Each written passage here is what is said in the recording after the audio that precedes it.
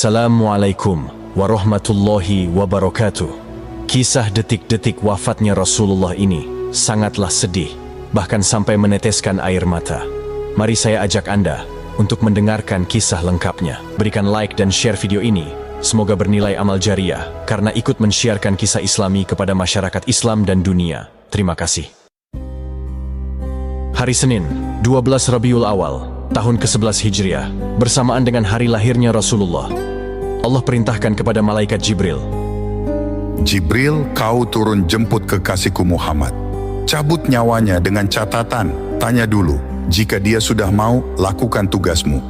Tapi jika belum mau, tunda tugasmu sampai dia mau, panggil. 3 malaikat menyertaimu, Mikail, Israel, Israfil. turunlah malaikat. Di langit ke-7, mereka masih berempat. Langit ke-6, mereka masih berempat. Sampai di langit pertama, malaikat Jibril berkata, "Wahai malaikat pencabut nyawa, kau sajalah yang turun ke dunia. Saya tidak tega menemanimu dan melihat engkau mencabut rohnya Muhammad sallallahu alaihi wasallam." Lalu malaikat pencabut nyawa berkata, "Jibril, kenapa kau tidak mau turun menyertai kami? Bukankah selama ini engkau yang menyertai Rasulullah? Bukankah selama ini engkau yang menemui Rasulullah? Kami tidak pernah menemui Rasulullah, turunlah bersama kami." Jibril berkata, "Maafkan saya betul-betul tidak mampu melihat engkau mencabut rohnya Rasulullah." Turunlah ketiga malaikat ini. Lalu malaikat mengetuk pintu rumah Rasulullah. "Assalamualaikum warahmatullahi wabarakatuh ya Rasulullah." Nabi dalam rumah menjawabnya, "Waalaikumsalam warahmatullahi wabarakatuh." Fatimah membuka pintu, ternyata tidak ada orang di depan pintu. Lalu Rasulullah bersabda, "Sudah ada di samping saya." Malaikat pencabut nyawa berkata, "Ya Muhammad, hari ini aku diperintah Allah untuk mencabut ruhmu.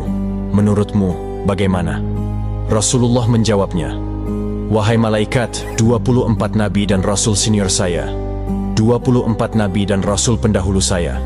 Setelah mereka melaksanakan tugas, mereka pun menghadap kepada Allah. Hari ini saya siap menghadap, tapi saya lihat ini ada keanehan." "Apa ya Rasulullah?" "Mana malaikat Jibril? Kok tidak ada di antara kalian? Mana sahabat saya? Mana Jibril?" Malaikat pencabut nyawa berkata, "Jibril menunggu di atas langit. Dia tidak datang untuk menyertai kami." Lalu Nabi perintahkan, "Kau panggil dulu. Ada perkara yang penting yang ingin saya tanyakan kepada Jibril. Setelah itu, saya siap menghadap kepada Allah." Naiklah malaikat pencabut nyawa ke langit dan berkata kepada Jibril, "Ya Jibril, engkau dicari sahabatmu, turunlah engkau menyertai kami." Turun malaikat Jibril, lalu ketemu dengan Nabi. Nabi bertanya kepada Jibril, "Ya Jibril, kalau hari ini aku harus menghadap kepada Allah, tolong berikan saya berita gembira. Tolong perdengarkan saya kalimat yang nikmat di telinga saya."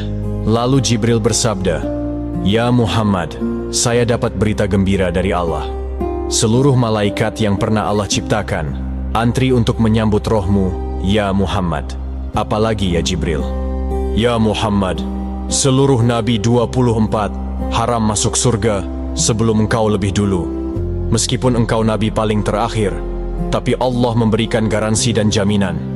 Haram seluruh nabi dan rasul masuk ke dalam surga sebelum engkau lebih dulu, ya Muhammad." Nabi mengucapkan Alhamdulillah. "Apalagi ya Jibril." "Ya Muhammad, jika engkau punya dosa dan kesalahan, Allah telah mengampuni dosa dan kesalahanmu." Nabi bersabda, "Alhamdulillah." "Tapi ya Jibril, itu kan saya, itu diri saya." "Ya Jibril, saya tidak cemas soal diri saya tidak ragu soal diri saya. Yang saya cemaskan umatku ya Jibril. Bagaimana umatku sepeninggal aku kelak?" Subhanallah, Nabi tidak mencemaskan anaknya. Nabi tidak mencemaskan istri beliau.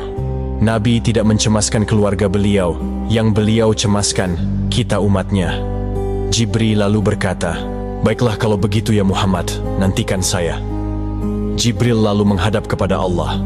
Selang beberapa saat muncul kembali dan berkata, "Ya Muhammad, aku telah mendapat berita gembira dari Allah.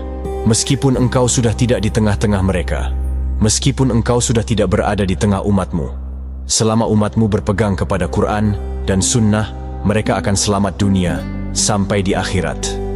Mendengar ini, Rasulullah lalu tersenyum dan berkata, Alhamdulillah, segala puji bagi Allah. Malaikat pencabut nyawa, silakan laksanakan tugasmu. Jibril mundur, majulah malaikat pencabut nyawa melaksanakan tugas dan berkata, Ya Muhammad, maafkan saya, maafkan saya. Saya tidak mampu melakukan ini, tapi ini perintah dari Allah. Lalu Nabi bersabda, laksanakan tugasmu, saya pun sudah siap melakukannya. Keluarlah rohnya Rasulullah perlahan-perlahan meninggalkan telapak kaki Rasulullah. Telapak kaki Rasulullah menggigil naik ke atas betis Rasulullah, naik ke paha Rasulullah sampai ke perut. Bercucuran keringat Rasulullah, keluar keringat Rasulullah di wajah Rasulullah. Malaikat Jibril lalu berpaling. Nabi lalu bersabda, Wahai malaikat Jibril, kenapa engkau palingkan mukamu? Apakah engkau jijik melihatku? Apa engkau jijik melihat wajah saya?